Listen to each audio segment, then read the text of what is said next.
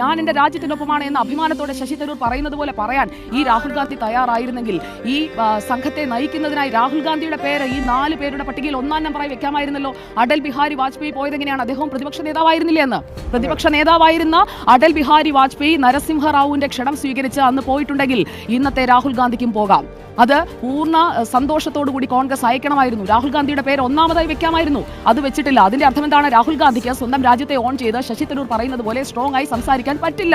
അതുകൊണ്ടാണ് അപ്പോൾ അവിടെയും ഇവിടെയും തൊടാതെ കയ്യിലുള്ള വോട്ട് പോവുകയും അരുത്. അതായത് 2 രീതിയിലുള്ള വോട്ടുകളാണല്ലോ കോൺഗ്രസ് ലക്ഷ്യമിടുന്നത്. അപ്പോൾ മൃദു ഹിന്ദുത്വ പറഞ്ഞ് ഒരു ഭാഗത്ത്, മറുഭാഗത്ത് മുസ്ലിം പ്രീണനം പറഞ്ഞ് ഒരു ഭാഗത്ത്, ആ രീതിയിലാണ് വോട്ട് പിടിക്കുന്നത്. അപ്പോൾ എന്തെങ്കിലും പറഞ്ഞു കഴിഞ്ഞിട്ടുണ്ടെങ്കിൽ കയ്യിലുള്ള ഏത് വോട്ടാണ് പോവുക എന്നുള്ളൊരു ആശയക്കുഴപ്പമാണ്. നമ്മൾ ഒരു തെരഞ്ഞെടുപ്പിലൊന്നുമല്ല നിൽക്കുന്നത്. നമ്മുടെ രാജ്യം ഒരു വലിയ വെല്ലുവിളിയെ നേരിട്ട് വിജയിച്ചു നിൽക്കുന്ന സമയത്ത് നമ്മൾ എന്താണ് ചെയ്തത് എന്ന് ലോകത്തോട് പറയാനായി ഒരു ടീമിനെ ഉണ്ടാക്കുമ്പോൾ ആ ടീമിലേക്ക് കൊടുത്ത പേരിൽ പ്രതിപക്ഷ നേതാവ് രാഹുൽ ഗാന്ധിയുടെ പേരില്ല. അത്